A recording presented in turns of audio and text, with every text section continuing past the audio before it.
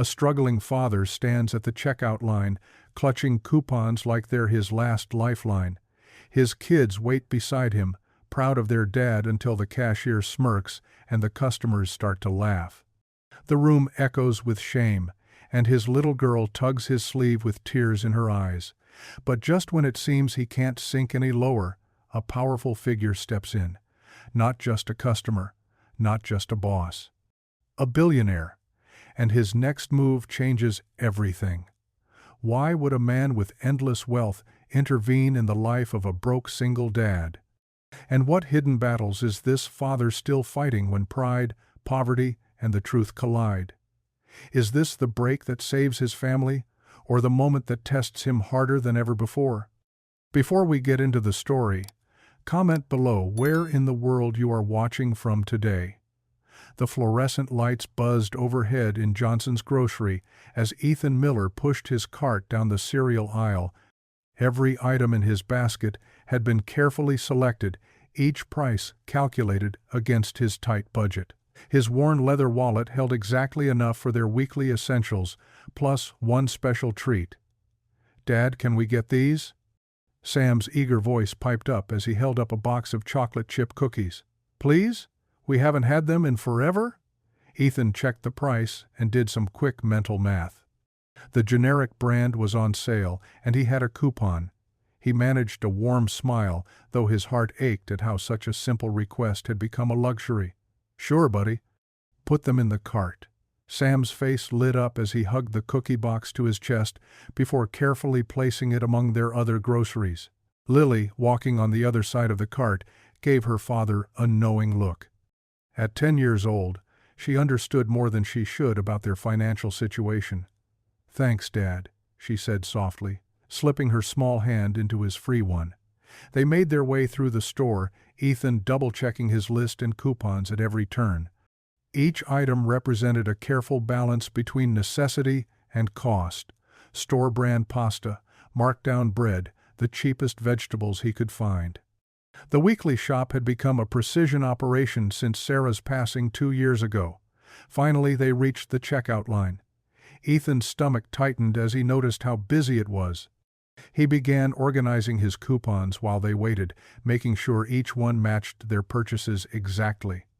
When it was their turn, he started unloading the cart onto the conveyor belt, arranging items so they'd match his coupon sequence. The young cashier, whose name tag read Ashley, barely looked up from her phone as she began scanning. "I have some coupons," Ethan said quietly, holding out his carefully organized stack. Ashley's perfectly penciled eyebrows arched as she took the thick bundle. "All of these?" "Yes, please." Ethan felt his neck growing warm. Behind him, someone sighed loudly. "Seriously? Coupons? Come on." Ashley began scanning the coupons one by one, her movements deliberately slow, her lips curling into a smirk. "Double coupon day brings out all types, I guess," she muttered, just loud enough to be heard. A woman in line behind them laughed. "Some people have no consideration for others' time." Sam tugged at Ethan's sleeve. "Daddy, why are they laughing?" Ethan's hands trembled slightly as he continued loading groceries. "It's nothing, buddy. Just focus on helping me unload the cart, okay?" But Sam's innocent question had drawn more attention. Another customer snickered. "Maybe Daddy should get a better job instead of holding up the line with coupons." Ethan's face burned as he heard more chuckles from the growing line. He wanted to explain that he worked 2 jobs, that he was doing his best since losing Sarah, that every dollar saved meant another meal for his children. But the words stayed locked in his throat. Ashley made a show of checking each coupon against store policy, rolling her eyes dramatically. "This one's expired," she announced loudly, holding up a coupon for everyone to see. "By 1 day. Can't accept it." "I'm sorry," Ethan mumbled, reaching for the coupon with trembling fingers. "I must have missed that." More sighs and mutters came from behind. "Some people are just so cheap," someone commented. "It's pitiful, really." Lily pressed closer to her father's side, her small face crumpling as she heard the cruel words. She looked up at Ethan with tears gathering in her eyes and tugged gently at his sleeve. Ethan stood there, head lowered, wishing he could disappear. The cookies suddenly felt like an extravagance he shouldn't have allowed. The weight of every decision, every penny counted, every sacrifice made pressed down on him as the laughter and judgment of strangers echoed in his ears. Ashley continued scanning with exaggerated slowness, each beep of the register feeling like another jab at his dignity. He could feel Lily's small hand gripping his sleeve tighter, could see Sam's confusion turning to distress, and knew this moment would stay with them all far longer than the sting of empty cupboards ever could.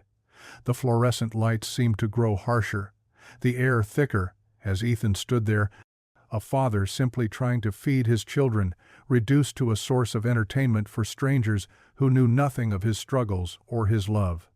At the back of the growing line, a man in his late 50s stood quietly observing the scene.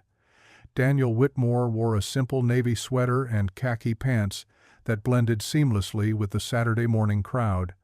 Nothing about his appearance suggested he owned not just this store, but a chain of them across 3 states. He watched as the young cashier continued her performance of exaggerated size and eye-rolling, noting how the father's shoulders hunched further with each cutting remark. Daniel had seen enough. "Is there a problem here?" His calm, authoritative voice carried clearly through the checkout area as he made his way forward. The cashier's smirk vanished when she recognized him. "Mr. Whitmore, No, sir. Just dealing with a lot of coupons." "I see." Daniel's steady gaze took in the scene. The trembling father, the tearful little girl, the confused young boy, and the stack of carefully organized coupons. "And would you say you're handling this situation according to our company values, Ashley?" She swallowed hard. "I was just following store policy about expired coupons, sir. Our primary policy," Daniel said firmly, "is treating every customer with dignity and respect. I've been watching for several minutes, and I've seen nothing respectful about your behavior." The previously vocal customers in line suddenly found the floor tiles fascinating. Daniel turned to address them all. "Let me be clear. This store welcomes customers who carefully manage their budget. In fact, we admire them. Being smart with money isn't something to mock. It's something to respect." He moved to stand beside Ethan, noting the man's worn but clean clothes, the protective way he kept his children close. "Sir, I apologize for how you've been treated in my store today. Please allow me to take care of your groceries." "That's not necessary," Ethan managed, his voice rough. "I can pay." "I insist," Daniel said quietly, "not as charity, but as an apology for the poor service you've received." He turned to Ashley. "Please process the expired coupon as well. And in the future, remember that every person who walks through those doors deserves to be treated with dignity." Ashley's face had turned bright red as she quickly scanned the remaining items and coupons. The total came to $127.84. Daniel pulled out his wallet and handed over his credit card. As Ashley processed the payment, he looked directly at Ethan. "A father who works this hard to provide for his children has nothing to be ashamed of. Don't let anyone tell you your love for your children isn't enough." Ethan's eyes glistened as he nodded, unable to speak. Sam tugged at his father's sleeve again, but this time with excitement. "Dad, is this like when you tell me to stand up to bullies?" A small smile finally crossed Ethan's face. "Something like that, buddy." Daniel helped them bag their groceries, ignoring Ashley's attempt to call a bagger to do it. As he placed the cookie box in the last bag, he pulled a business card from his wallet and held it out to Ethan. "I'd like to speak with you when you have a moment," he said quietly. "No pressure, but I think we could have an interesting conversation."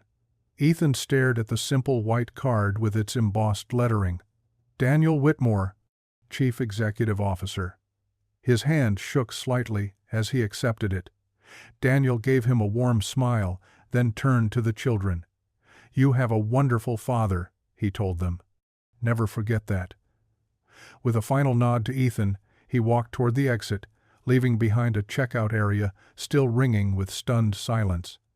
Ethan stood there for a moment, the business card feeling impossibly heavy in his hand. Lily squeezed his other hand, and Sam pressed against his side. Together, they watched the unassuming billionaire disappear through the automatic doors. The kitchen was filled with the simple aroma of spaghetti sauce as Ethan stirred the pot, his movements mechanical after years of making this budget-friendly meal. Behind him, Lily sat at their small dining table, her homework spread out but largely ignored. "Daddy?" she asked for the third time that evening. "Are you going to call that nice man from the store?" Ethan added a pinch more oregano to the sauce, buying time before answering. "I don't know, sweetie, but he was so kind to us." Lily's pencil tapped against her math worksheet. "And he gave you his special card." The business card felt like it was burning a hole in Ethan's pocket where he'd kept it all day. He hadn't even shown it to anyone, but its presence weighed on him like a brick. "Sometimes," Ethan said carefully, "when people are kind, they feel sorry for us. And we don't need anyone feeling sorry for us, do we?" Sam looked up from where he was playing with his trucks on the kitchen floor. "Why would they feel sorry? We have spaghetti." Despite himself, Ethan smiled. 6-year-old logic had a way of cutting through adult complications. "You're right, buddy. We have spaghetti and we have each other. That's plenty." But Lily wasn't so easily convinced. She had their mother's persistence. "He didn't seem like he felt sorry for us, Daddy. He seemed angry at the mean cashier." "That's different." Ethan tested the pasta, finding it perfectly al dente. As he drained it in the sink, steam rising around his face, he remembered Sarah's voice in his head. "You're too proud sometimes, Ethan Miller. It's okay to accept help when it's offered with love." "Time for dinner," he announced, deliberately changing the subject. "Lily, please clear your homework." "Sam, trucks belong in the toy box during meals." They ate their simple dinner, and Ethan listened as his children shared stories from their day at school. Sam had drawn a dinosaur that his teacher said was very creative, though he admitted it looked more like a dog with a long neck. Lily had aced her spelling test. These moments were precious to Ethan. They were also a reminder of everything he had to lose if he made the wrong choices. The business card in his pocket represented unknown territory, and unknown territory was dangerous when you were barely keeping your head above water. After dinner, bath time, and 2 bedtime stories, Ethan finally had the house to himself. He sat at the kitchen table, now cleared of dishes and homework, and pulled out Daniel Whitmore's card. The raised letters caught the light from the overhead fixture. "What do you want from me?" he whispered to the card. His mind drifted back to 3 years ago, sitting in this same chair with Sarah. She was already sick then, but they didn't know how bad it would get. They were discussing whether he should take the promotion at work, more money, but longer hours. "The kids need time more than things," she had said, squeezing his hand. "You're a wonderful father, Ethan. That's worth more than any paycheck." He had turned down the promotion. 2 months later, Sarah was diagnosed. 6 months after that, she was gone, and the medical bills started arriving. Now, staring at the business card, Ethan felt torn between her 2 pieces of advice. Stay strong for the children, but don't let pride get in the way of help. Which one applied here? The clock on the wall ticked steadily as Ethan turned the card over and over in his hands. Daniel Whitmore had seemed genuine. There had been no pity in his eyes at the store, only anger at the unfairness of the situation. But what could a billionaire possibly want with a struggling single dad? From upstairs came the sound of Sam coughing. Ethan listened intently until the coughing subsided, then sighed. The kids' winter coats were getting too small. Sam needed new shoes. Lily had been asking about joining the school band, but instruments weren't cheap. The list went on, but every time Ethan considered reaching for his phone, Sarah's voice echoed in his head. Stay strong for the children. Would they respect him if he went looking for handouts? Would they be proud of a father who couldn't make it on his own? He thought about the way Daniel had handled the situation at the store. The man could have made a scene, could have fired the cashier on the spot, could have drawn attention to his own generosity. Instead, He had been quiet, dignified, focused on restoring Ethan's dignity rather than demolishing anyone else's. Still, Ethan stood up from the table and walked to the kitchen drawer, where they kept odds and ends, rubber bands, paper clips, take-out menus they rarely used. He pulled it open and held the business card over it, hesitating one last time. "Not yet," he whispered, letting the card fall into the drawer. "Maybe not ever." He shut the drawer with a soft click and turned off the kitchen light. Tomorrow would be another day of careful budgeting, coupon clipping, and doing his best to be both mother and father to two growing children. It wasn't perfect, but it was honest. It was his. As he climbed the stairs to check on his children before going to bed himself, he paused at the family photo hanging in the hallway, the last one they'd taken with Sarah. Her smile seemed to follow him, both encouraging and challenging. "I'm doing my best," he whispered to her image. "I hope that's enough." The autumn morning air bit through Ethan's thin jacket as he hurried down the cracked sidewalk. The sun hadn't risen yet, and the streetlights cast long shadows across the empty streets. His muscles ached from yesterday's shift, but he couldn't afford to slow down. Mrs. Henderson's porch light was already on when he reached her house. The elderly neighbor had been a godsend since Sarah passed, watching the kids during his night shifts at the office building downtown. She never complained about the early hours or late returns, charging far less than any daycare would. Ethan knocked softly on her door, and she appeared moments later in her flowered robe, a warm smile on her lined face. "Good morning, Ethan. The children are still sleeping on the pull-out couch." "Thank you again, Mrs. Henderson." He handed her a paper bag. "I made extra spaghetti last night." She accepted it with a gentle pat on his arm. "You're a good boy, Ethan. Now hurry along before you're late again." The reminder made his stomach clench. He'd been late twice this week already, once when Sam had a fever and again when his ancient car wouldn't start. His boss, Mr. Peterson, had made his displeasure clear. The office building loomed ahead, its windows dark except for the security lights. Ethan slipped in through the service entrance, quickly changing into his gray uniform in the cramped maintenance closet. The clock on the wall showed 5:58 a.m., 2 minutes to spare.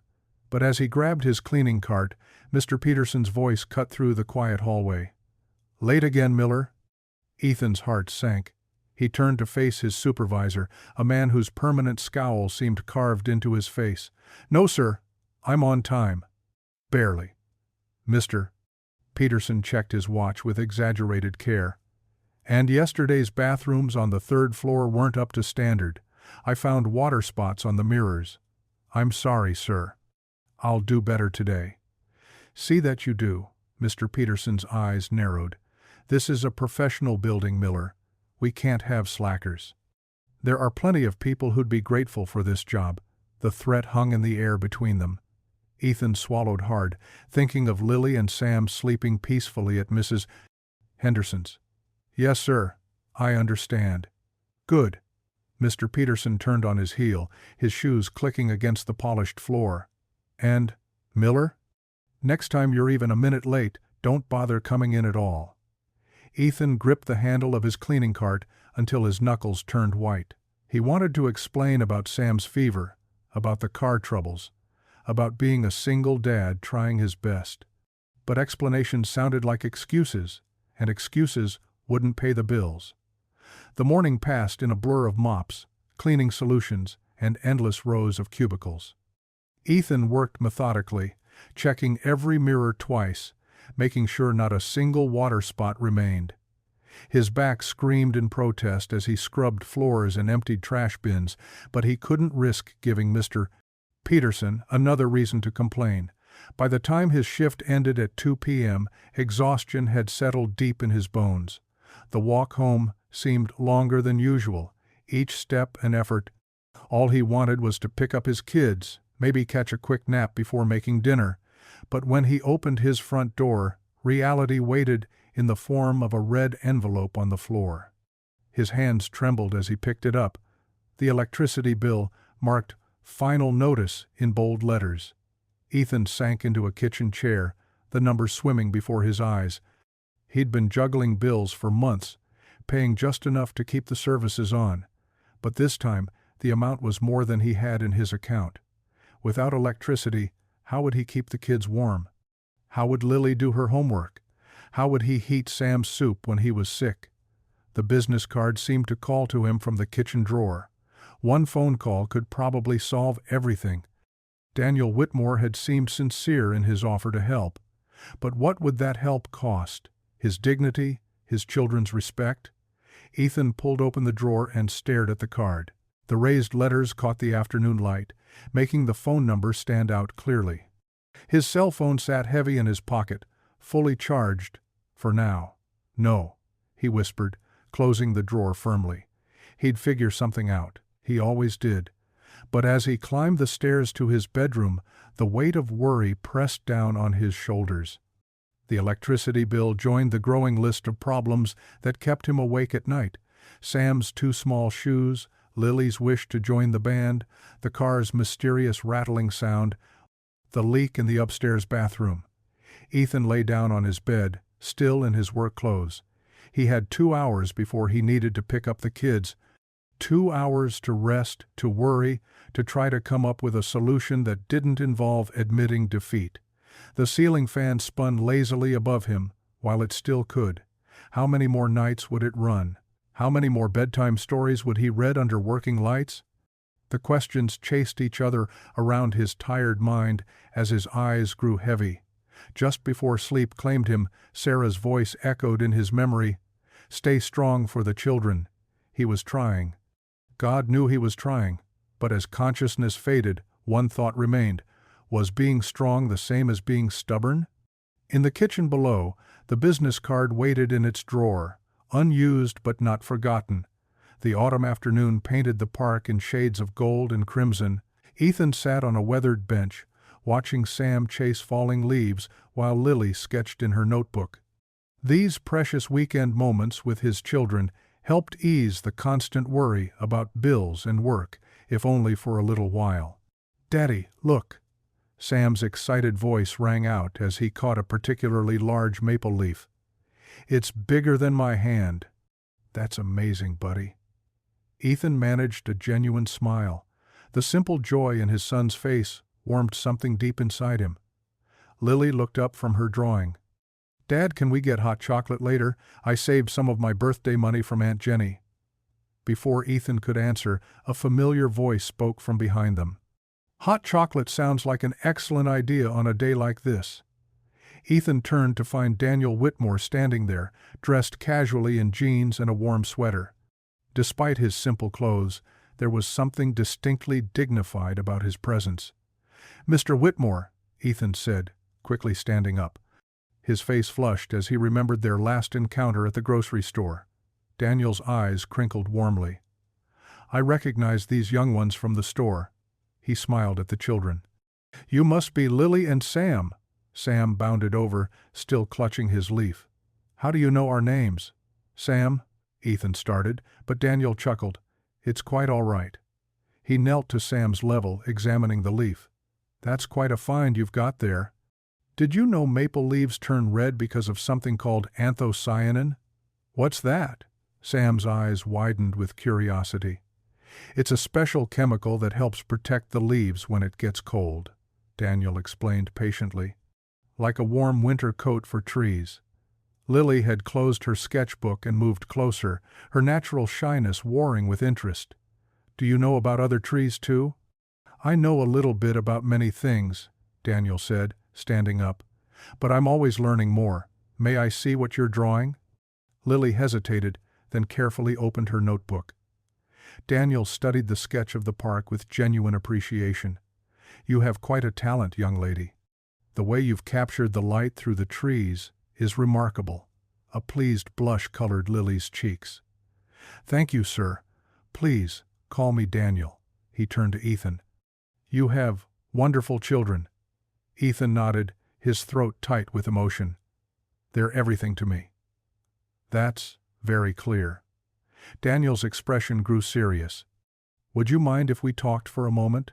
Children, Would you be okay playing where your father can see you? Sam was already running back to his leaf-catching game, but Lily gave her father a questioning look. At his nod, she moved to a nearby tree, though Ethan noticed she kept glancing their way. Daniel sat on the bench, and after a moment's hesitation, Ethan joined him. They watched the children in silence for a few seconds before Daniel spoke. "I meant what I said at the store, Ethan. You're not alone in this fight." His voice was gentle but firm. "I've been watching how you interact with your children. You're doing a remarkable job under difficult circumstances." Ethan's hands clenched in his lap. "We manage." "You do more than manage. You preserve their dignity and joy even when things are hard." Daniel turned to face him directly. "That's why I'd like to offer you a position." "A position?" "I have a community center project that's struggling. It's meant to provide after-school programs, job training, and support services for families in need. But it lacks the right leadership." Daniel's eyes were keen. "Someone who understands both strength and struggle. Someone like you." Ethan's heart pounded. The salary would surely be better than his current job, and the work would be meaningful, but Mr. Whitmore, Daniel, please. "I appreciate what you're trying to do, but I can't accept charity." "This isn't charity, Ethan. It's an opportunity, one you've earned through your character and capabilities." Daniel gestured toward the children. "Lily's artistic talent, Sam's curiosity, these gifts need nurturing. And you have gifts too. Your determination, your integrity, your ability to maintain hope in difficult times. These are exactly what the community center needs." For a moment, Ethan allowed himself to imagine it. Regular hours, meaningful work, enough money to not constantly worry about bills. But pride and fear warred in his chest. "I'm grateful, truly." Ethan's voice was rough with emotion. "But I need to make it on my own. I don't want my children to see their father taking handouts." Daniel stood, his expression thoughtful. "What do you think they see now, Ethan? A father too proud to accept help, or a father brave enough to accept an opportunity to build a better life for them?" The question struck deep, but Ethan couldn't bring himself to answer. He watched as Sam showed Lily how to catch leaves, their laughter carrying across the park. "The offer stands," Daniel said quietly. He pulled out another business card and placed it on the bench. "When you're ready to see this as an opportunity rather than a handout, call me." He smiled warmly at the children. "Goodbye, Lily, Sam. Keep collecting those beautiful leaves." "Bye, Daniel." Sam waved enthusiastically. Even Lily offered a small wave. Ethan watched Daniel walk away, the business card lying between them like a bridge he wasn't ready to cross. Sam ran over, his hands full of leaves, chattering about the chemical with the long name that made them turn red. Lily followed more slowly, her eyes moving from the card to her father's face. "Dad?" she asked softly. Ethan forced a smile. "Ready for that hot chocolate?"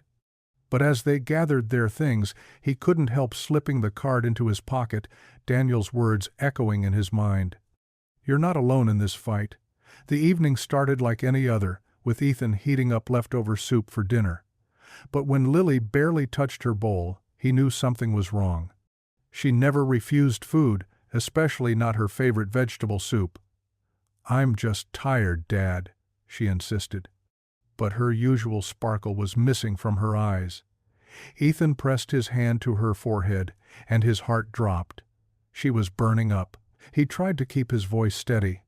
"How long have you been feeling sick, sweetheart?" "Since the park." Lily's voice was small. "I didn't want to worry you." Sam looked up from his bowl, concern written across his young face. "Is Lily going to be okay?" "Of course she is, buddy." Ethan helped Lily up from her chair. "Let's get you to bed, and we'll take your temperature." In Lily's room, the old thermometer beeped 102.4. Ethan's hands shook as he read the display. Too high. Way too high. "Mrs. Martinez?" he called their elderly neighbor, trying to keep the panic out of his voice. "Could you watch Sam for a little while? Lily's sick, and I need to take her to the clinic." 20 minutes later, they sat in the free clinic's waiting room. The fluorescent lights cast harsh shadows across Lily's pale face as she leaned against him, her small body radiating heat. Other patients filled the hard plastic chairs, crying babies, coughing adults, all waiting their turn. The clock on the wall ticked slowly, each minute stretching like an hour. "Dad?" Lily whispered. "I'm sorry." "Sorry? What for, sweetheart?" "For getting sick. I know it costs money." Ethan's heart cracked. He pulled her closer, pressing a kiss to her hot forehead. "Don't ever apologize for being sick, Lily. That's not your fault." A nurse finally called them back. Her name tag read Nancy, and her gentle smile reminded Ethan of his mother. "Let's see what's going on with this young lady," Nancy said, checking Lily's vital signs. Her experienced hands moved quickly but softly. "How long has she had the fever?" "It started today, but she might have been hiding it longer." Ethan couldn't keep the worry from his voice. Nancy nodded, noting everything on her chart. Her throat's quite inflamed. "Looks like strep throat. We'll need to do a quick test to confirm." The test came back positive. Nancy wrote out a prescription for antibiotics, explaining the dosage and warning signs to watch for. Then she paused, studying Ethan's face. "Do you have insurance?" she asked quietly. Ethan shook his head. His coverage had lapsed months ago. The premiums were just too high. Nancy's eyes softened with understanding. She pulled out some papers from her desk. "Here's information about our payment assistance program." And she reached into a drawer and pulled out several sample packs of the antibiotic. "These should get her started tonight. The pharmacy at Miller's drugstore has a discount program for antibiotics. Ask for Mark. He'll help you work something out." "Thank you," Ethan managed, his throat tight. "I don't know how to. Just take care of your girl," Nancy said, squeezing his arm. "That's thanks enough." The drive home was quiet, Lily dozing in the back seat. Ethan's mind raced with calculations. The prescription would be at least $30, even with the discount program. The clinic visit would be billed later. His next paycheck was already spoken for: rent, utilities, groceries. There was nothing left to cut. Mrs. Martinez met them at the door, Sam half asleep in her arms. "I gave him his bath and read him a story," she whispered. "Don't worry about paying me tonight." Ethan tucked both children into their beds, making sure Lily took the first dose of antibiotics with some water. He stood in the doorway watching them sleep, their peaceful faces illuminated by the soft glow of their nightlight. The quiet of the house pressed in around him. He sank onto the couch, where Sarah's picture sat on the side table. Her smile beamed at him from behind the glass, the same smile Lily had inherited. "I'm trying, Sarah," he whispered, his voice breaking. "But I don't know how much longer I can do this alone." The tears he'd been holding back all evening finally spilled over. "What if Lily gets really sick? What if I can't afford the medicine next time? They deserve so much better than this." His fingers found Daniel's business card in his pocket, worn soft at the edges from handling it so much. In the dim light, the embossed letters seemed to stand out. Daniel Whitmore, Building Better Communities. Ethan remembered the kindness in Daniel's eyes at the park, the genuine respect in his voice when he'd talked about opportunity rather than charity. He thought about Lily's fever, about Sam's growing needs, about the constant juggling of bills, and the gnawing fear that one emergency could bring everything crashing down. His late wife's voice seemed to whisper in his memory, "Sometimes the strongest thing you can do is ask for help." Ethan gripped the card tightly, his knuckles white. Pride had kept him going through some dark times, but pride wouldn't pay for medicine. Pride wouldn't give his children the stability they deserved. Pride wouldn't honor Sarah's memory half as much as doing whatever it took to give their children a better life. The card bent slightly in his grip as tears dropped onto its surface. Tomorrow he would make the call. Tomorrow he would choose his children's future over his pride.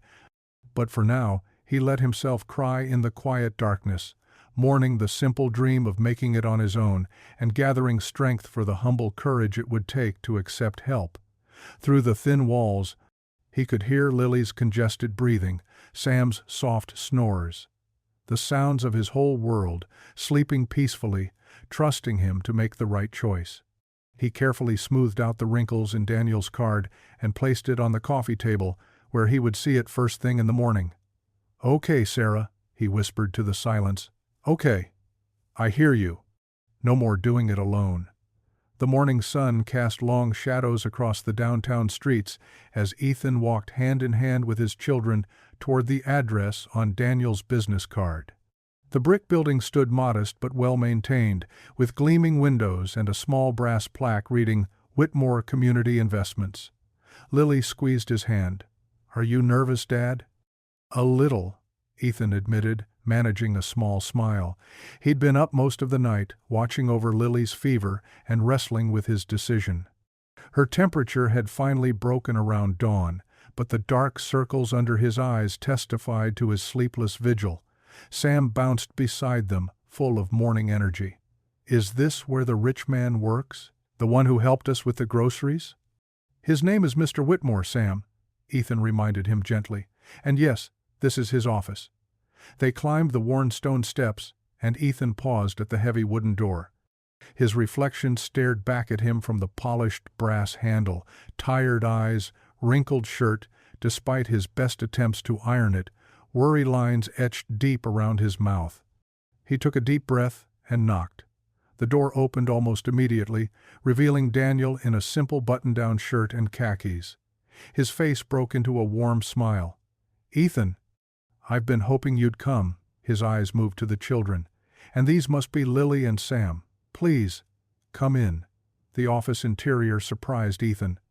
Instead of the luxury he'd expected, the space felt homey and lived in. Worn leather chairs clustered around a coffee table stacked with children's books. Framed photos of community projects lined the walls rather than expensive artwork. "Would anyone like hot chocolate?" Daniel asked, gesturing to a small kitchenette in the corner. "I always keep some on hand for special visitors." Sam's eyes lit up. "Can I have some, Dad, please?" Ethan nodded, and Daniel busied himself with mugs while they settled into the comfortable chairs. Lily sat close to Ethan, still a bit pale from her fever, while Sam eagerly watched Daniel prepare the drinks. "I heard you weren't feeling well, Lily," Daniel said kindly, passing her a steaming mug topped with mini marshmallows. "Are you feeling better today?" Lily nodded shyly. "The nurse at the clinic was really nice." "That's what made me come," Ethan said quietly, his hands clasped tightly in his lap. "Last night at the clinic, I realized, I can't keep doing this alone. Not if I want to give them the life they deserve." Daniel set down his own mug and leaned forward, his expression serious but kind. "That's not weakness, Ethan. That's wisdom." "The community center job," Ethan started, then cleared his throat. "Is it still available?" "It is." Daniel stood and walked to his desk, returning with a folder. "But before we discuss details, I want to show you something." He spread out several photographs of a large brick building, its windows boarded up, graffiti marking its walls. This was the Hamilton Street Community Center. For 30 years, it was the heart of the neighborhood. After-school programs, senior activities, job training. But funding dried up 5 years ago, and it's been empty ever since. Sam peered at the pictures. "It looks scary." "It does now," Daniel agreed. "But Ethan, I see what it could be again. What it needs is someone who understands the value of community, someone who knows what it means to struggle and survive, someone who can make it a home for people who need one." Ethan studied the photos, his mind already cataloging repairs, possibilities. "I worked construction before," he paused, swallowing hard. "Before Sarah got sick.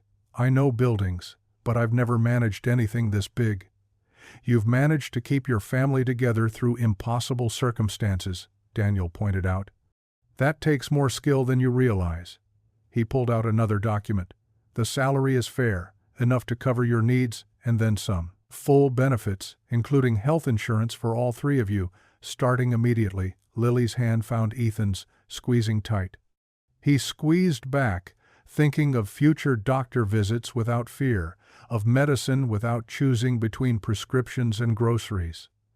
"I need to be clear about something," Ethan said, meeting Daniel's eyes. "I won't take charity. If I do this, I want to earn my keep, really earn it." "I wouldn't offer charity," Daniel replied firmly. "This center needs someone exactly like you, Ethan. Your experience, your understanding, your determination, these are valuable assets. I'm not giving you anything. I'm investing in what I know you can build." He stood again. "Would you like to see it? The center's only a few blocks away." They walked together through the morning streets, Sam skipping ahead while Lily held Ethan's hand. The building loomed before them, its red brick faded but solid. Daniel unlocked the heavy front doors, and they stepped into a cavernous main room thick with dust and memories. "The bones are good," Ethan murmured, running his hand along a wooden banister. "The structure's sound," his voice echoed in the empty space. "Look, Dad," Sam called from across the room.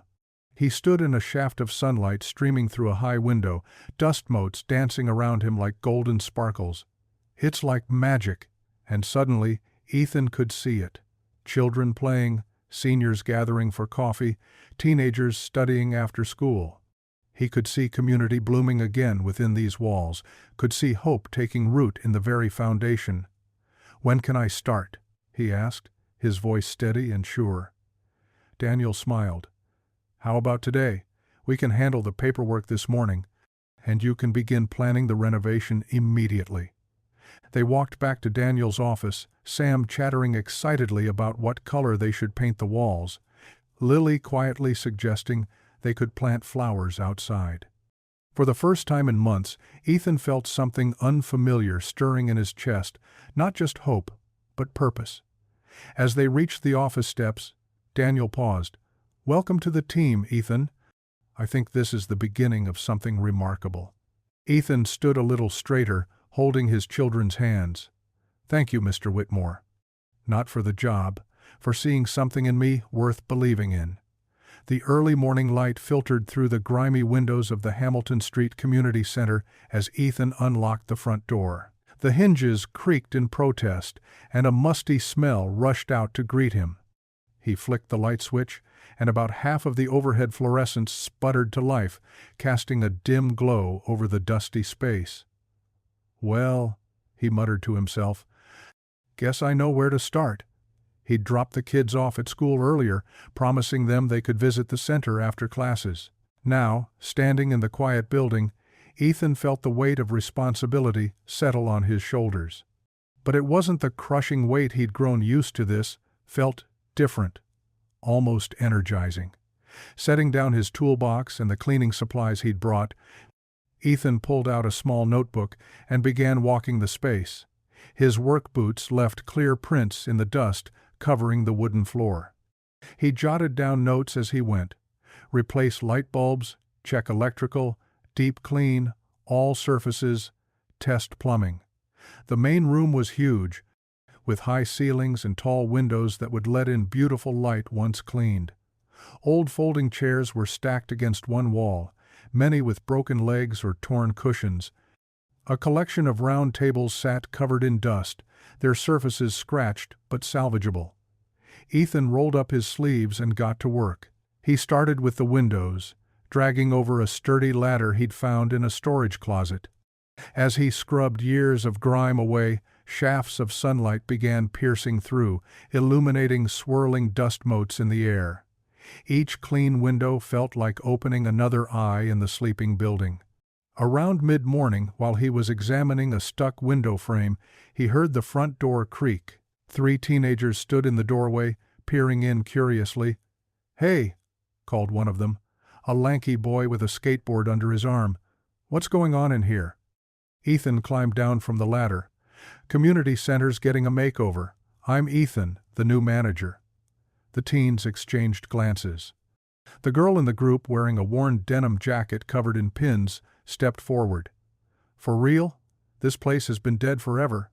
"Not anymore," Ethan said, wiping his hands on his jeans. "You kids live around here?" They nodded. The third teen, shorter than the others but built solid, gestured at the skateboard. "We used to practice tricks in the parking lot. Nobody ever bothered us here."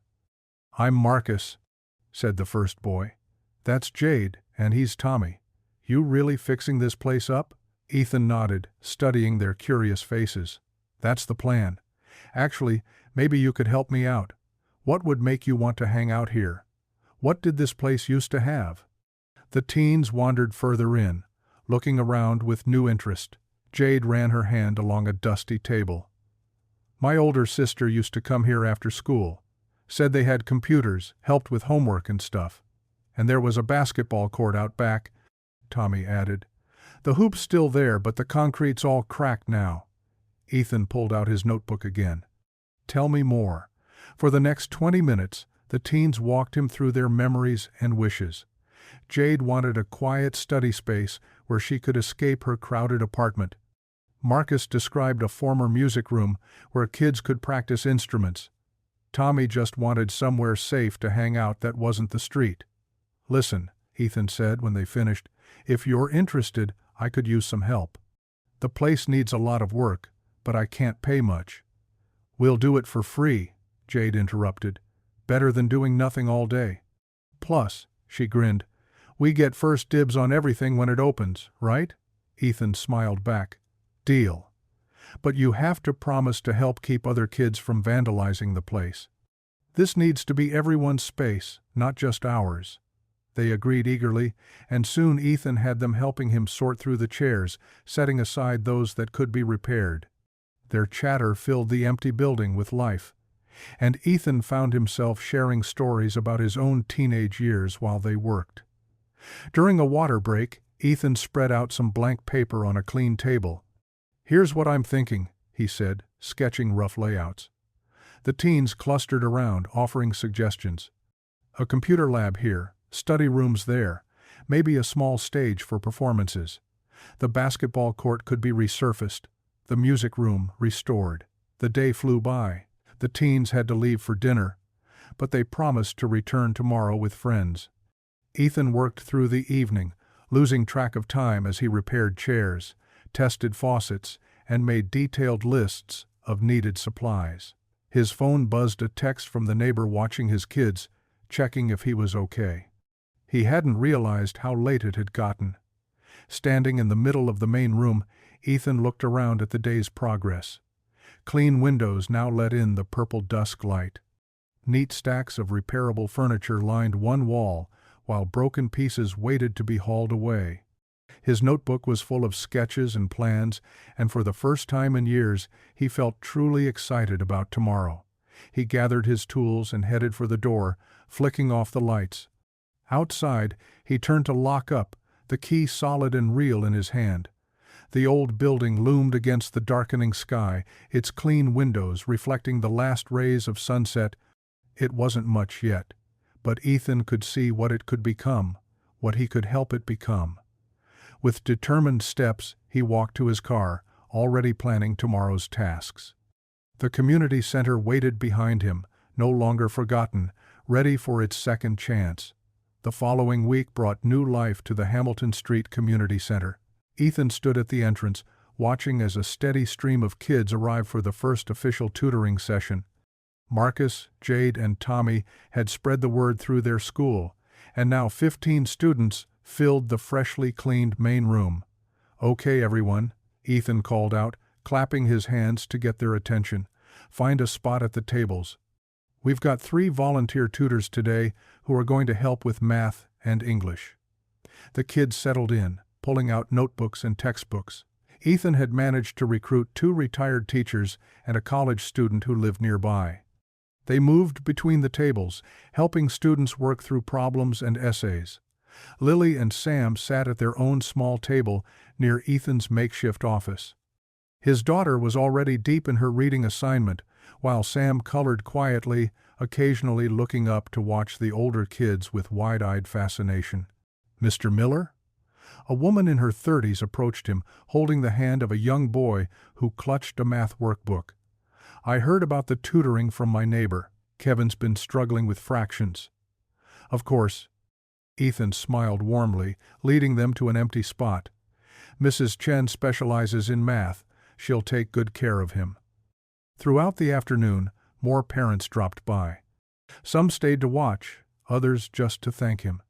Each expression of gratitude made Ethan's chest tighten with emotion. He remembered his own struggles helping Lily with homework while juggling bills and grief, and how much a place like this would have meant to them back then. When evening came, the tutoring session transformed into basketball night. The court behind the building wasn't perfect. The new surface was still curing in patches, but the fresh net on the hoop drew kids like a magnet. "Dad." Sam tugged at his sleeve, pointing outside. "Can I watch them play?" "Sure, buddy." Ethan led both his children out to the court, where teenagers were organizing teams. The spring air was cool but pleasant, filled with the sounds of bouncing balls and friendly trash talk. Tommy, who had appointed himself unofficial sports coordinator, blew a whistle. "First game starting, who's got next?" Ethan sat on one of the new benches they'd installed along the court's edge. Sam perched excitedly beside him. Lily settled on his other side, her book still in hand but her eyes drawn to the game. "Your dad did all this?" He overheard Tommy telling some younger kids who were waiting to play. Place was totally dead before he showed up. The pride in his children's faces made Ethan's heart swell. Sam bounced in his seat, cheering randomly for both teams. Lily leaned against his arm, a small smile playing on her lips. Parents began gathering too, some bringing folding chairs to watch their kids play. A mother Ethan recognized from the grocery store approached him. "This is wonderful," she said, gesturing at the court. "My Jeremy used to just sit at home playing video games after school. Now he can't wait to come here." As the sky darkened, Ethan set up the new outdoor lights they'd installed. The court glowed invitingly, and the games continued. He noticed some of the tutoring kids had stayed to play or watch, homework finished and spirits high. Around 8 o'clock, he called an end to basketball night. The kids helped collect the balls and water bottles, another new rule that was catching on. As families headed home, several parents stopped to thank him again. "See you tomorrow, Mr. Miller," various kids called out as they left. Tommy, Jade, and Marcus stayed behind to help lock up, as they did most nights. "Getting pretty popular," Marcus commented, collecting the last stray basketball. Jade nodded, counting the day's sign-in sheet. 32 kids today. That's our biggest turnout yet." "You three made this happen too," Ethan reminded them. "The center needed young people who cared." After the teens left, Ethan gathered his own children. Sam was yawning, the excitement of the day catching up with him. Lily carried her completed homework proudly. The drive home was quiet but comfortable. Sam dozed in his car seat while Lily hummed softly to herself. Ethan caught her eye in the rearview mirror and saw her smile, the real, unguarded smile that had been so rare since they lost their mother. At home, he heated up the casserole their neighbor had dropped off earlier. While the kids ate, they chatted about their day. "Jessica asked if I could help her with reading tomorrow," Lily said between bites. "I told her I would if it's okay with you, Dad." "That's very kind of you, sweetheart," Ethan replied, touched by his daughter's desire to help others. "And Tommy said I can be his assistant when I'm bigger," Sam added enthusiastically. "He's gonna teach me basketball." After dinner and baths, Ethan tucked them into their beds. Sam's room first, where his son was already half asleep, clutching his favorite stuffed dinosaur. "Love you, Dad," Sam mumbled as Ethan kissed his forehead. In Lily's room, his daughter sat up in bed, looking thoughtful. "Dad?" "Yes, honey? I'm really proud of you," she said seriously. "The other kids say you're like a superhero, fixing up the center and helping everyone." Ethan sat on the edge of her bed, emotion threatening to overwhelm him. "I'm just trying to make things better for all of us." "You are," Lily assured him, throwing her arms around his neck in a tight hug. "Way better."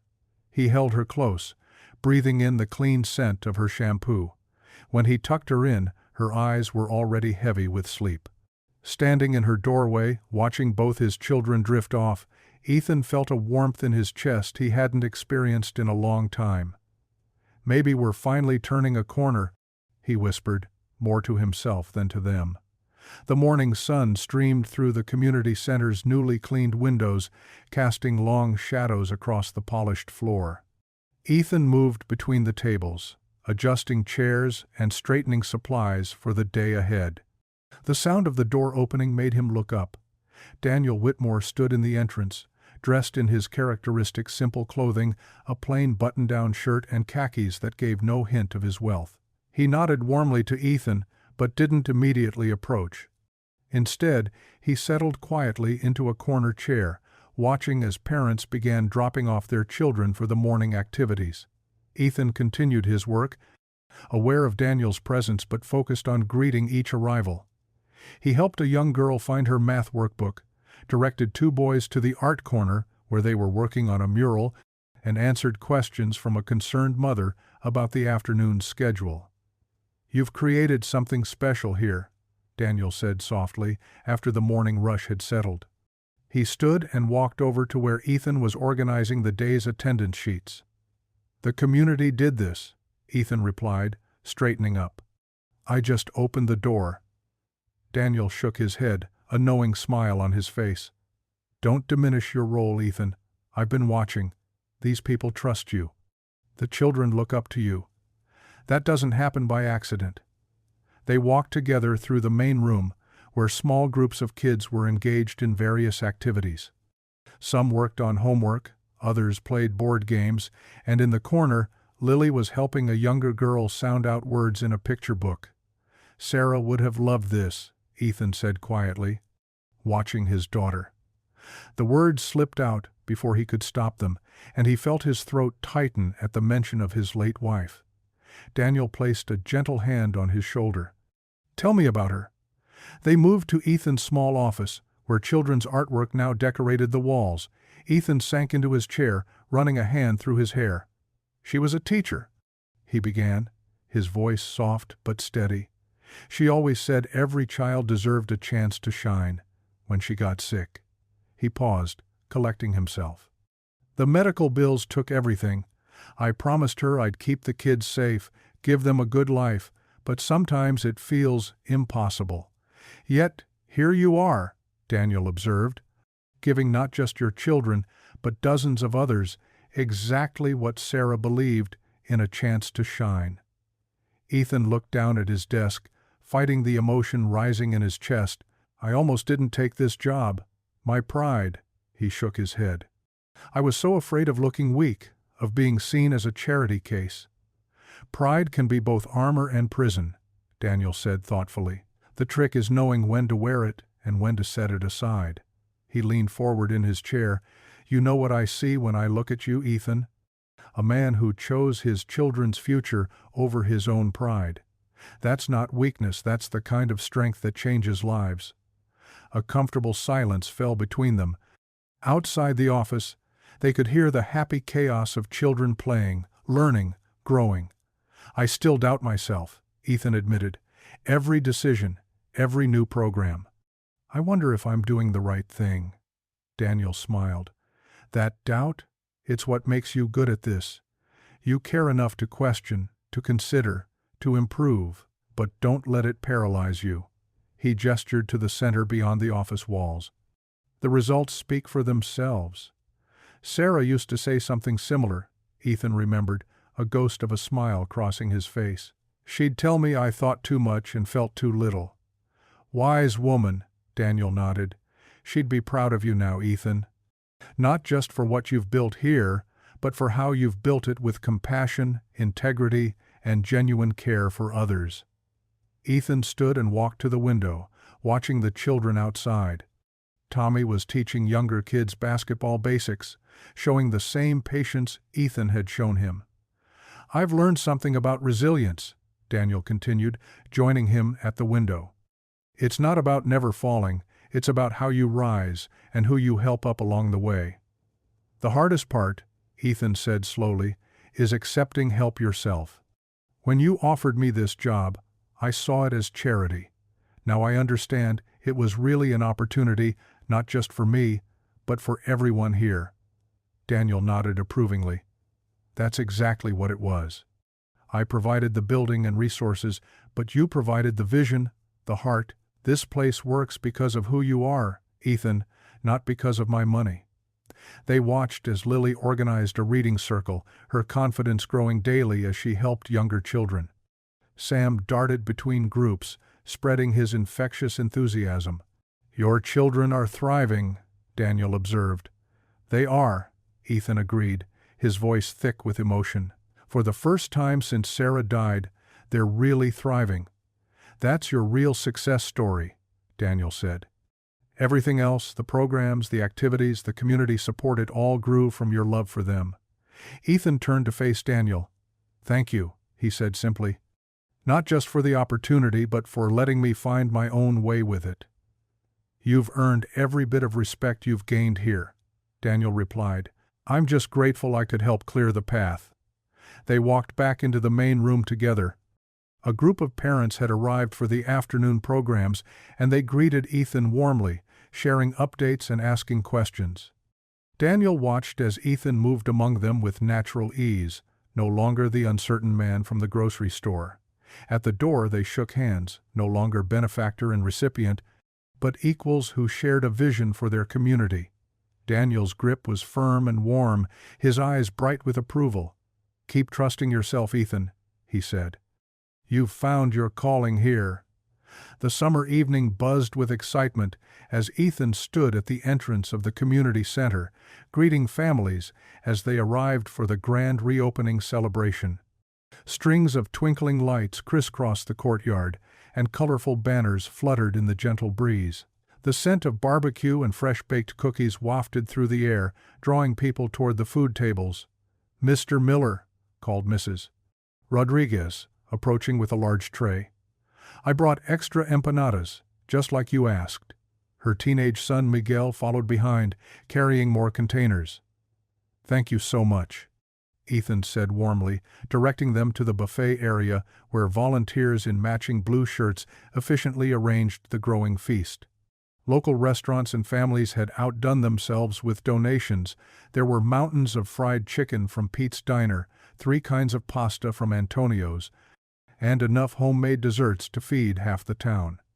Inside, Lily and Sam darted between the display boards, showcasing student artwork and photos from the center's programs. They'd helped create the timeline that showed the building's transformation from a dusty, forgotten space to the vibrant hub it had become. "Daddy," Sam called out, tugging on Ethan's sleeve. "Can we show people the new computer room now?" "Just a few more minutes, buddy," Ethan replied, ruffling his son's hair. "Let's wait until everyone arrives." The crowd grew steadily as the sun began its slow descent. Families that had once been strangers now greeted each other like old friends. Children who'd been shy and withdrawn weeks ago now played together, their laughter echoing across the courtyard. Tommy, one of the teenage volunteers, approached with a clipboard. "Mr. Miller, the dance group is ready for their performance. Should we start setting up the chairs?" "Perfect timing," Ethan nodded. "And remember, you're emceeing the talent show portion."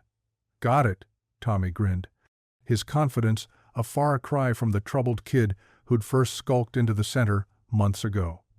As the chairs filled up, Ethan caught glimpses of familiar faces, parents whose children attended tutoring sessions, seniors who'd joined the morning yoga classes, teenagers who'd found purpose helping with after-school programs. Even the grocery store cashier who'd once mocked him sat in the audience, looking somewhat sheepish but genuinely interested. The talent show began with the youngest kids performing a song they'd learned in music class. Their small voices carried across the courtyard, not always in perfect tune but full of joy.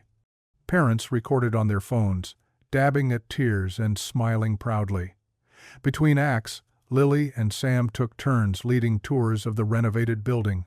Ethan's heart swelled as he overheard them. "This is where we do homework help," Lily explained to a group, sounding every bit the confident tour guide. "And see those certificates? Those are from kids who improved their grades." "My daddy fixed all the broken stuff," Sam added enthusiastically to anyone who would listen. "He's the boss here." The evening progressed smoothly into the main celebration. Ethan found himself surrounded by people wanting to share their stories, how the center had helped their children improve in school, how it had given teenagers a safe place to hang out, how it had brought the community together in ways they'd never expected. Mrs. Chen, whose daughter had struggled with math, grabbed Ethan's hands. "Jennifer got a B+ on her last test." She beamed. "The tutoring here, it's changed everything." "It's all thanks to our volunteer tutors," Ethan replied modestly, but Mrs. Chen shook her head. "No, Mr. Miller. They help, yes, but you created this place. You made it somewhere children want to be." As dusk settled, families gathered on blankets spread across the lawn. The local high school band played soft music while people enjoyed their dinner. Ethan finally had a chance to sit with his own children, watching as they devoured hot dogs and cookies with equal enthusiasm. "Are you happy, Daddy?" Lily asked suddenly, leaning against his arm. Ethan pulled her close, reaching out to include Sam in the embrace. "Very happy, sweetheart. Mom would love this," she said quietly. "All the kids and the music and everything." "She sure would," Ethan agreed, his voice thick with emotion. The sky darkened to deep blue, and anticipation built for the finale. The city had approved a small fireworks display sponsored by local businesses. As the first colorful burst illuminated the night, gasps and cheers erupted from the crowd. Ethan held his children close, their faces glowing in the shifting lights. Red, green, and gold sparkles reflected in their wide eyes. Around them, families huddled together on their blankets, heads tilted skyward in wonder. In that moment, surrounded by the community he'd helped build, watching his children beam with pride, Ethan felt something he thought he'd lost forever: pure, uncomplicated happiness. It wasn't just about surviving anymore. They were living, truly living, and Sarah would have been so proud. The fireworks painted the sky with brilliant colors, each burst lighting up the faces of the gathered crowd. The same people who had once been strangers now sat shoulder to shoulder, sharing food and laughter, their children playing together, their lives intertwined through the simple act of caring about their community. Sam bounced excitedly with each explosion, while Lily snuggled closer to Ethan, her head resting on his shoulder. The happiness in his heart felt almost too big to contain, like it might burst out of him like the fireworks overhead. For the first time since Sarah's passing, the future looked bright and full of possibility. The morning sun cast long shadows through the community center's windows as Ethan unlocked the front door. His muscles ached pleasantly from yesterday's cleanup efforts after the celebration, but his heart felt light. Paper streamers and a few stray balloons still decorated the hallways, remnants of their successful event. He headed toward his small office, passing Janet and Mike from the administrative team huddled near the water cooler. Their conversation stopped abruptly when they saw him. Janet's smile seemed forced as she gave a quick wave before hurrying away, while Mike suddenly became very interested in his phone. Strange, Ethan thought, but pushed the concern aside. He had too much work to do, processing receipts from the celebration and organizing next week's schedule. The morning progressed quietly until he needed to get some files from the main office. As he approached, he heard voices through the partially open door. "I mean, it's obvious why Daniel hired him," someone said in a stage whisper. Ethan recognized Rachel's voice, one of the senior staff members. "Did you see him at that grocery store, counting pennies and coupons like some beggar?" "It's just charity," another voice agreed. "Daniel probably felt sorry for him and his kids." Ethan's feet froze to the spot, his hand hovering near the door handle. The blood rushed to his face as shame, hot and familiar, crept up his neck. "Well, I heard something worse," Rachel continued, her voice dropping even lower. "You know all those donations we got for the celebration? Word is some of it's missing. And guess who was in charge of the money?" "No way," gasped her companion. "You think he—" "All I'm saying is, people who are that desperate—" Ethan backed away from the door, his heart pounding. The fluorescent lights suddenly seemed too bright, the hallway too narrow. He retreated to his office, shut the door, and sank into his chair. His hands trembled as he opened the donation records on his computer. Every penny was accounted for. He'd triple-checked everything himself. But would anyone believe him? Or would they see what they expected to see? A desperate man taking advantage of charity. A knock on his door made him jump. It was Daniel's assistant, Rebecca, holding a stack of papers. "The finance department needs these signed," she said, not quite meeting his eyes. Her usual warm smile was missing. "Of course," Ethan replied, trying to keep his voice steady. He reached for the papers, but Rebecca placed them on the edge of his desk instead, as if afraid to get too close. She hurried out without another word. Throughout the morning, more signs appeared.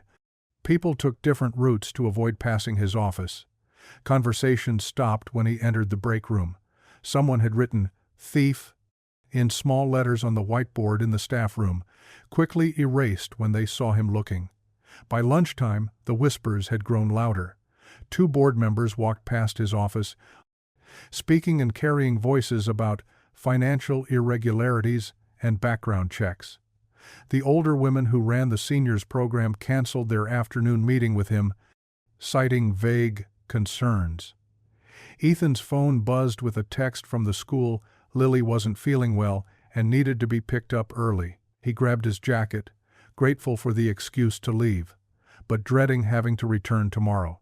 In the hallway, he passed the teenage volunteers who usually greeted him enthusiastically. Today, they looked away, shuffling past with mumbled hellos. Their parents had probably heard the rumors too. At the school, Lily sat in the nurse's office, her face pale but her eyes alert. She took his hand as they walked to the car. "Can we stop by the center?" she asked. "I left my science notebook there yesterday." Ethan's stomach clenched, but he nodded. When they arrived, Lily noticed the change immediately. Mrs. Rodriguez, who usually offered her cookies and warm hugs, barely acknowledged them. The teenagers playing basketball outside fell silent as they passed. "Daddy," Lily whispered, squeezing his hand tighter, "why is everyone looking at us funny? Did we do something wrong?"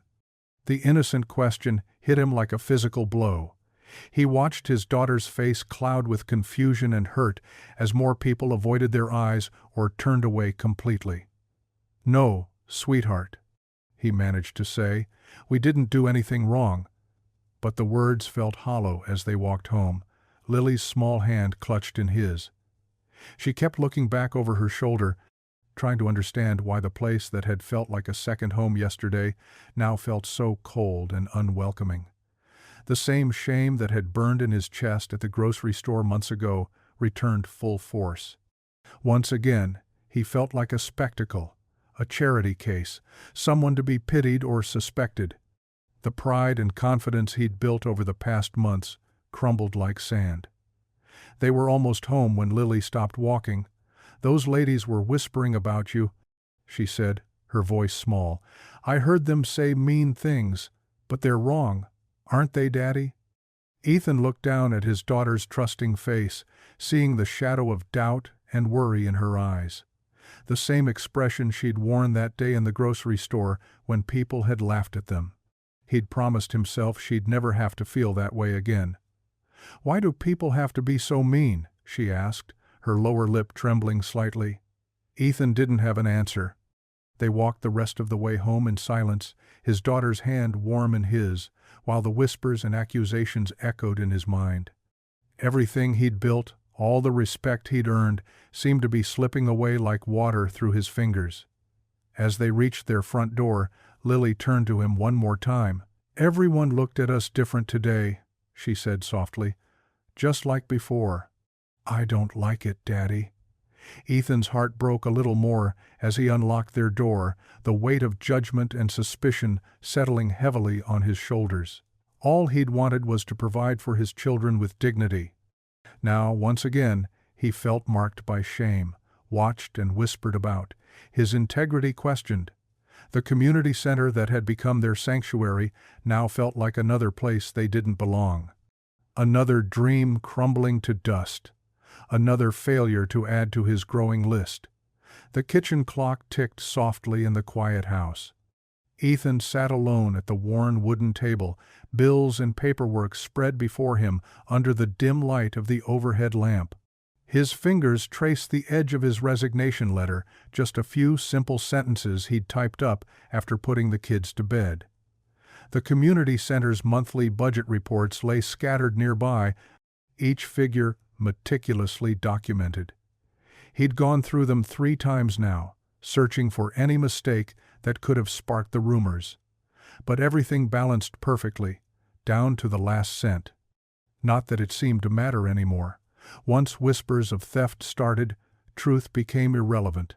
His head dropped into his hands as the day's humiliations replayed themselves.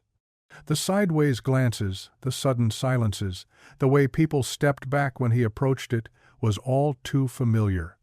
Just like those days after Sarah died, when sympathy had slowly turned to judgment as he struggled to keep their lives together, the memory of Sarah hit him hard tonight. He could almost see her sitting across from him at this same table, her dark hair falling forward as she leaned in to squeeze his hand. It had been their nightly ritual, going over the budget together after the kids were asleep. "We'll figure it out," she'd always say, even when the numbers refused to add up. "We always do." A particular night surfaced in his mind about a month before the accident. They'd just received another medical bill they couldn't afford. "Maybe I should quit nursing school," Sarah had suggested. "Get a second job instead." But Ethan had refused. "No way. You've worked too hard for this. We'll make it work somehow." Sarah's eyes had filled with tears. "What did I do to deserve you?" "That's my line," he'd replied, making her laugh. The sound of her laughter echoed in his memory, so real it made his chest ache. What would she say now, seeing him ready to give up? To run away because a few cruel whispers had wounded his pride? "I don't know how to fight this one, Sarah," he whispered to the empty kitchen. "Everything I do seems to make it worse." A floorboard creaked behind him. Ethan quickly wiped his eyes and turned to find Lily and Sam in their pajamas, holding hands in the doorway. Sam clutched his stuffed dinosaur, and Lily's face showed worry beyond her years. "Daddy?" Sam's small voice quavered. "Are you crying?" "No, buddy." Ethan tried to smile. "Just thinking about some grown-up stuff. You two should be in bed." Instead of leaving, they came closer. Sam climbed into his lap while Lily perched on the chair next to him, her eyes taking in the scattered papers. "Is it because of what those people said about you?" Lily asked softly. "The ones who think you took money?" Ethan's heart clenched. Of course she'd picked up on more than she'd let on earlier. "You don't need to worry about that, sweetheart." "But it's not true," she insisted. "You always tell us lying is wrong, so they're the ones doing bad things, not you." Sam nodded vigorously. "Yeah, and you're the best daddy ever. Those mean people are just stupid." "Sam," Ethan gently corrected, "we don't call people stupid." "Sorry," Sam mumbled, "but they're wrong about you." Lily reached over and touched the resignation letter. "Are you going to quit? Please don't. Remember what Mommy always said about quitting?" The memory hit him like a physical force. Sarah, sitting on the edge of their bed after a particularly rough day at his old job, when he'd wanted to quit after his supervisor humiliated him in front of everyone. "Our children are watching, Ethan," she'd said firmly. "Every time you get back up, every time you keep going, despite how hard it is, you're teaching them what real strength looks like. That's worth more than any paycheck." Lily's voice brought him back to the present. She said real winners never quit, they just find a new way to win. She paused, then added in a whisper, "Mommy would want you to keep trying." Sam wrapped his arms around Ethan's neck. "I like when you work at the center. You smile more now.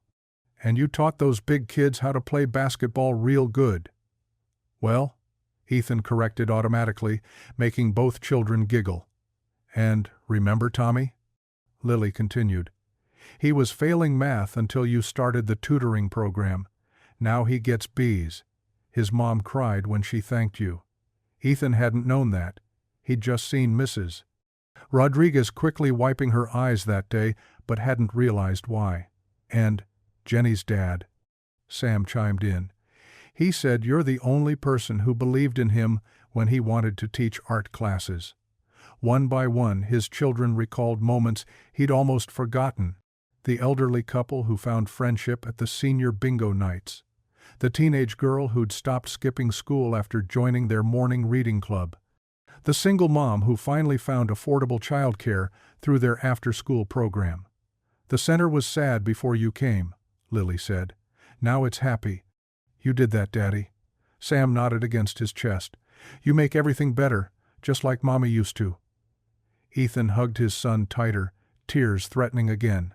You think Mommy would want me to stay? She'd say people who tell lies about you are just scared, Lily said with certainty.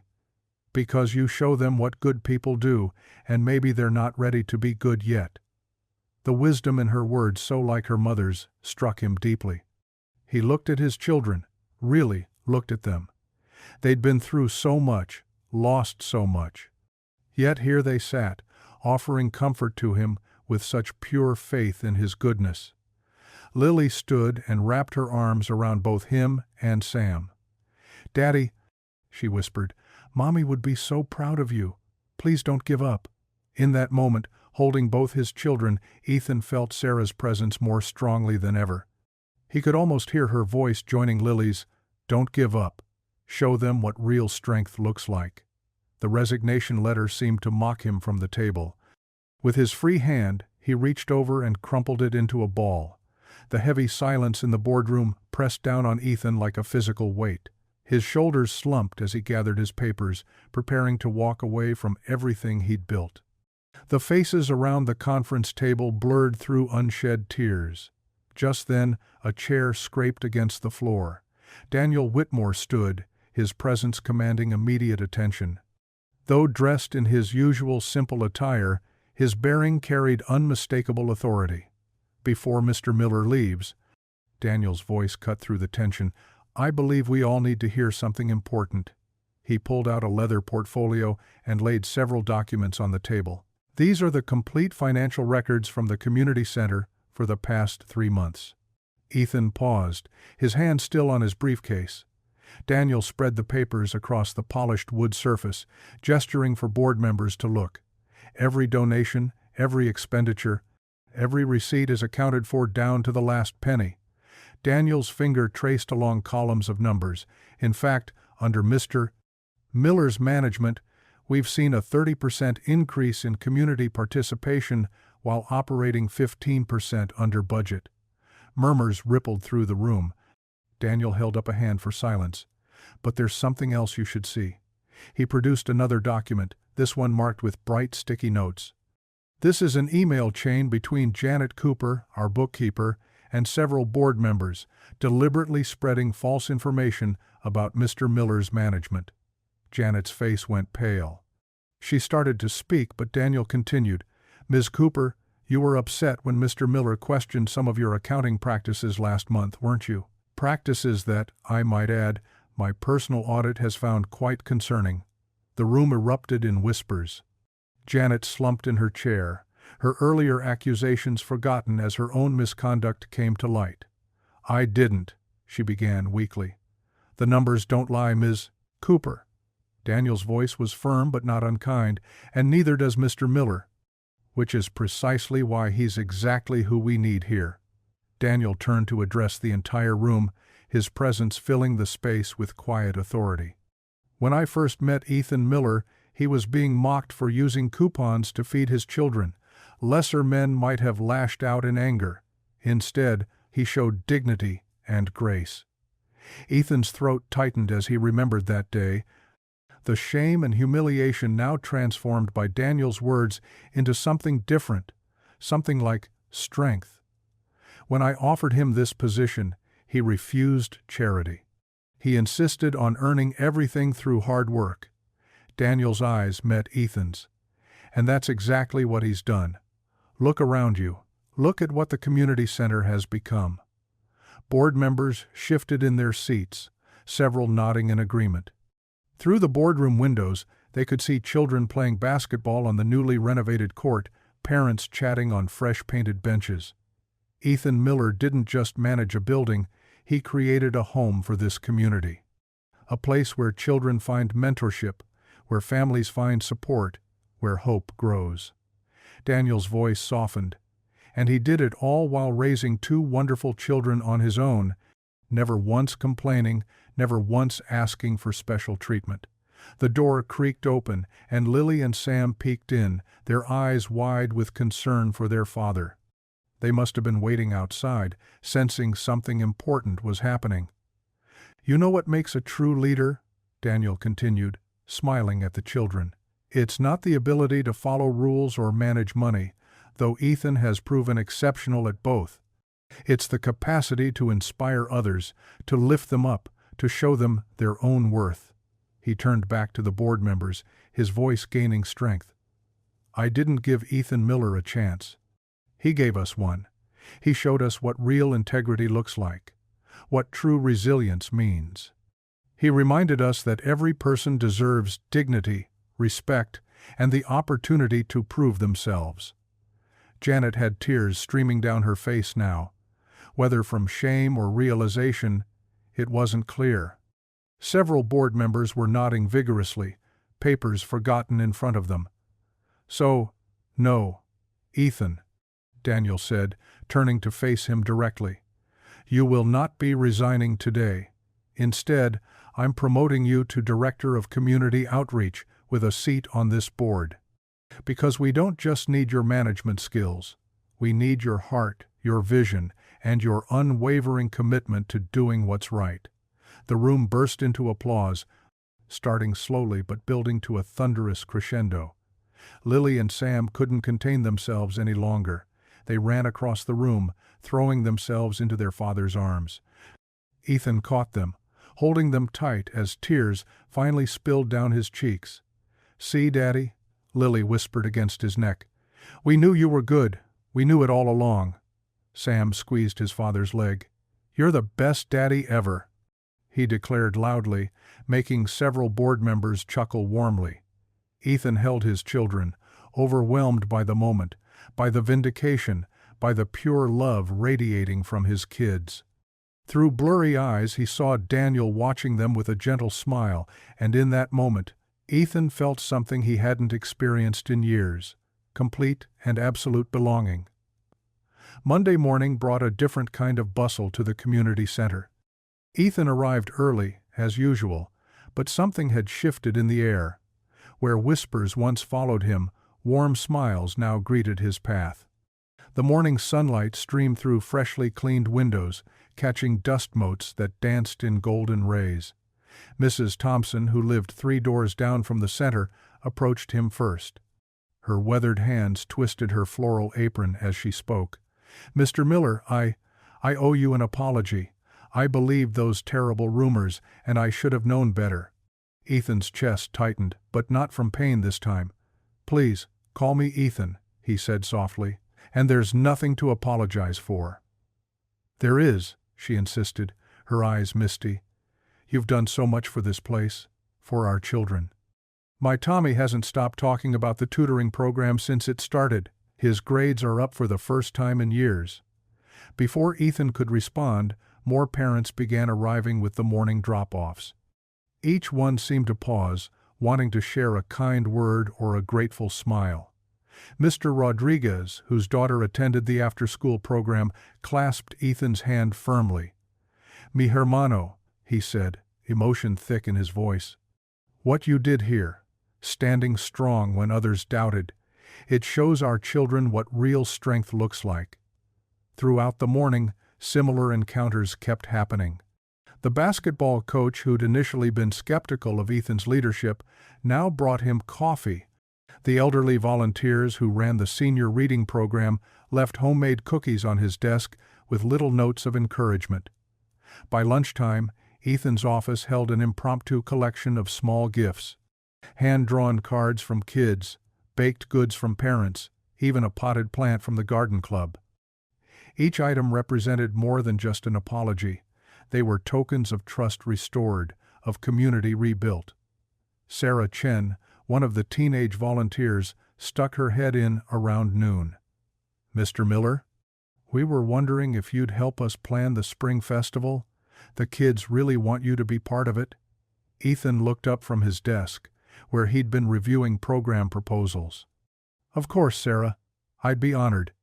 As she left, Ethan caught his reflection in the window. The tired lines around his eyes seemed softer somehow, less burdened. He thought about how far they'd all come, not just him, but the entire community. The center hummed with life now, children's laughter echoing through halls that had once stood empty. During the quiet afternoon lull, Ethan found himself drawn to the small chapel room they'd set up for quiet reflection. Sunlight filtered through the simple stained glass window, casting rainbow patterns on the wooden floor. He sat in the front pew, hands clasped loosely in his lap. "Mary," he whispered his late wife's name like a prayer, "I wish you could see this. Remember how you always said everything happens for a reason?" His voice caught slightly. "I think I understand now." The silence held him gently as memories washed over him. Mary's laugh, her unwavering faith in him, the way she'd always pushed him to be better than he believed he could be. In the quiet chapel, he felt her presence more strongly than he had in years. "Thank you," he murmured, though whether to Mary, to God, or to the universe itself, he wasn't quite sure. "Thank you for giving me the strength to keep going, for helping me show our children what perseverance looks like." Tears slid down his cheeks, but they weren't bitter anymore. These were tears of gratitude, of healing, of hope, finally fulfilled. Through the window, he could hear children playing outside, their joyful shouts carrying on the spring breeze. "I get it now, Mary," he continued softly. "It was never about proving others wrong. It was about proving to myself, and our kids, that love is stronger than hardship. That dignity can't be taken away unless we let it." A knock at the chapel door gently interrupted his reflection. Lily peeked in, her backpack slung over one shoulder. "Daddy? Sam's class just got out. Are you ready to go home?" Ethan wiped his eyes and smiled at his daughter. "Just a minute, sweetheart." He stood, touching the simple cross on the wall one last time. "I was just talking to Mom." Lily's eyes softened with understanding beyond her years. "Did she hear you?" "Yeah, baby, I think she did." Hand in hand with Lily, Ethan stepped out of the chapel. Sam waited by the front doors, bouncing on his toes with characteristic energy. The afternoon sun streamed through the entrance, bright and welcoming. For the first time in years, Ethan didn't hunch his shoulders against its glare. He stood straight and tall, his children's hands in his, their faces turned up to him with pure love and trust. The light warmed his face as he stepped outside, not as a man seeking redemption anymore, but as a father who had finally found his way home. The community center stood behind them, its windows gleaming, its doors open wide, not just a building anymore, but a symbol of what could be built from the ashes of what was lost. Just like the man who now stood tall in its doorway, transformed but unbroken, finally at peace with who he had become. Daniel's office always held a subtle warmth, despite its impressive size. Late afternoon sunlight filtered through tall windows, casting long shadows across the polished hardwood floor. Ethan sat in one of the comfortable leather chairs, his hands clasped loosely in his lap, as Daniel paced thoughtfully behind his desk. "The board's decision was unanimous," Daniel said, a smile playing at the corners of his mouth. "They want you as the new director of the community center." Ethan blinked, processing the words. "Director? But I thought—" "You thought what?" Daniel's eyes twinkled. "That your proven leadership, dedication, and vision weren't enough? The center has flourished under your management, Ethan. This isn't charity. You've earned it." A wave of emotion washed over Ethan. Just months ago he'd been counting coupons at the grocery store, swallowing his pride while others laughed. Now here he sat, being offered a position he'd never dreamed possible. "I don't know what to say," Ethan managed, his voice thick. "Say yes," Daniel replied simply. "The children need you, the community needs you, and frankly, I need someone I can trust to carry this forward." Ethan stood, extending his hand. "Thank you. I won't let you down." Daniel grasped it firmly. "I know you won't. Now, tell me about these new outreach programs you've been planning." Enthusiasm lit up Ethan's face as he pulled out a worn notebook. "Well, I've been thinking about evening classes for working parents, basic computer skills, resume writing, job interview preparation, and maybe a weekend food program for families who struggle between paychecks."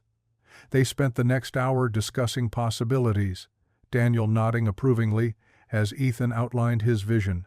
When they finished, the sun had dipped low on the horizon, painting the sky in shades of pink and gold. "Go celebrate with your children," Daniel said warmly. "You've given hope to so many families. Take some time to enjoy it with your own." Ethan gathered his things, pausing at the door. "Daniel, I never properly thanked you. Not just for the job, but for seeing something in me when I couldn't see it myself." "You did all the hard work," Daniel replied. "I just opened a door. You're the one who walked through it." The drive to pick up his children bubbled with excitement. Lily and Sam were at their neighbor Mrs. Henderson's house, probably doing homework at her kitchen table. When he pulled up, they came running out, backpacks bouncing. "Daddy!" Sam launched himself into Ethan's arms. "Did you have a good meeting?" "The best." Ethan grinned, hugging them both close. "How about we go out to dinner? I have some news to share." Lily's eyes widened. "Really?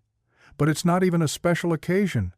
"Maybe it is," Ethan winked, helping them into the car.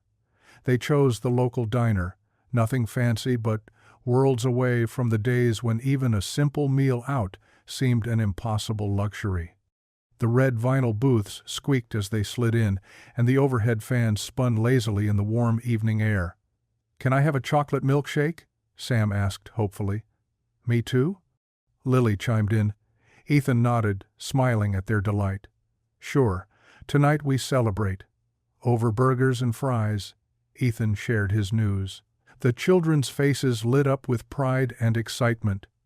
"So, you're like the boss now?" Sam asked around a mouthful of food. "Something like that," Ethan laughed. "But more importantly, we can help more people. Remember how scared we were last year when money was tight?" Lily nodded solemnly. "You tried to hide it, but I knew you were worried. Well, now we can help other families who are struggling. Make sure they don't feel alone." "Like Mr. Daniel helped us?" Lily stirred her milkshake thoughtfully. "Is he part of our family now?" The innocent question caught Ethan off guard, but warmth spread through his chest. "In a way, I suppose he is. Family isn't always about blood. Sometimes it's about the people who believe in you when you need it most." They lingered over dinner, sharing stories and dreams. Sam described his latest art project, complete with theatrical hand gestures that nearly knocked over his drink. Lily talked about the book she was reading, her eyes bright with enthusiasm. Ethan sat back, soaking in their happiness, their freedom from the weight of worry that had burdened them for so long. The drive home was filled with quiet contentment. Sam dozed in the back seat while Lily hummed softly to the radio. Stars were beginning to peek out in the darkening sky, like tiny promises of light in the darkness. At home, Ethan helped his sleepy children through their bedtime routines. Sam insisted on wearing his superhero pajamas, claiming they would give him special powers in his dreams. Lily carefully arranged her stuffed animals in their usual positions, making sure each one had a clear view of the night sky through her window. When they were tucked in, Ethan knelt beside their beds. The soft glow of their nightlight cast gentle shadows on their peaceful faces. "Time for prayers," he said softly, a tradition that had sustained them through their darkest days. Sam's eyes were already drooping, but he clasped his hands together. Lily reached out and took Ethan's hand, just as she had done every night since they lost Mary. Ethan closed his eyes, his heart full. "Thank you for this day," he whispered, "for second chances and new beginnings, for the strength to keep going when things seemed impossible, for these precious children and their endless capacity for love and forgiveness, for friends who become family, and for the reminder that hope never truly dies, it just waits for the right moment to bloom again. And thank you for chocolate milkshakes, Sam added sleepily. Ethan chuckled softly, leaning down to kiss each of their foreheads. Sweet dreams, my loves. Daddy? Lily's voice was quiet but clear. Mom would be really proud of you. Tears pricked at Ethan's eyes as he smoothed her hair back. She'd be proud of all of us, baby. Now get some sleep. The Saturday morning sun painted long shadows across the parking lot of Thompson's Grocery. The familiar storefront, with its red brick and weather-worn awning, looked different somehow, warmer, more welcoming. Ethan guided his cart toward the entrance, watching as Lily and Sam practically bounced alongside him. "Can I hold the list?" Lily asked, her eyes bright with enthusiasm. "I've been practicing my reading." "Me too," Sam chimed in, though his reading skills were still more about recognizing pictures than words. Ethan smiled, pulling the carefully written list from his pocket. "How about you share it? Lily can read each item, and Sam can help us find them." This arrangement satisfied both children. They entered the store, the cool air washing over them as automatic doors whooshed open. The aisles stretched before them, neat and orderly, filled with Saturday morning shoppers. "First thing," Lily announced, squinting at the paper, "is bread." "I know where that is," Sam declared, pointing toward the bakery section. His excitement nearly knocked over a display of cereal boxes, but Ethan caught them just in time. They made their way through the store methodically. Ethan noticed how different it felt from those desperate shopping trips months ago. Back then, every item had been a careful calculation of need versus cost, every decision weighted with worry. Now, while he still budgeted carefully, the crushing anxiety had lifted. "Daddy, can we get these?" Sam held up a package of cookies, the same brand they'd gotten that fateful day when everything changed. "Sure, buddy." Ethan added them to the cart, remembering how those cookies had once felt like an extravagant splurge. As they shopped, several people greeted them warmly. Mrs. Peterson from the community center's senior program stopped to chat about the new art classes. Tommy, one of the teenagers who helped with basketball nights, waved from where he was stocking shelves. "Look how many people know you now, Dad," Lily observed, pride evident in her voice. Ethan squeezed her shoulder gently. "They know all of us, sweetheart." They worked their way down the aisles, Lily reading each item with careful precision while Sam darted ahead to point out products. Even the mundane task of grocery shopping had become an adventure, filled with their chatter and laughter. "Coupons!" Sam suddenly exclaimed, pointing to the weekly circular near the dairy section. "Can I help organize them?" Ethan's heart swelled at his son's innocent enthusiasm. What had once been a source of shame was now just another way they worked together as a family. "Of course. Why don't you and Lily sort them while I get the milk?" The children sat cross-legged in a quiet corner, carefully arranging the coupons by category just as Ethan had taught them. He watched them work, their heads bent together in concentration, and felt a profound gratitude wash over him. When they finally headed to checkout, their cart was full but not excessive. Every item represented careful planning rather than desperate necessity. Ethan had his coupons ready, organized neatly in his wallet. The checkout line moved steadily. As they approached the counter, Ethan recognized the cashier, not the one who had mocked him months ago, but Sarah, a young woman who attended the community center's evening classes. "Good morning, Mr. Miller," she greeted them warmly. "Did you find everything okay?" "We helped," Sam announced proudly, standing on his tiptoes to see over the counter. Sarah smiled as she began scanning their items. "I bet you did a great job." Lily helped arrange their groceries on the belt while Ethan prepared their payment. When everything was tallied, he pulled out his organized stack of coupons. There was no trembling in his hands now, no flush of shame on his cheeks. Sarah took the coupons, her movements unhurried and respectful as she scanned each one. "You know, she said quietly. "These are worth more than money, sir. They show a father's love." The words touched something deep in Ethan's heart. He looked at his children. Sam attempting to pack groceries in bags twice his size, Lily carefully counting the change to make sure they had enough, and saw what others now saw. Not a struggling family to be pitied, but one bound together by love and determination. "Thank you," he replied simply, his voice steady and clear.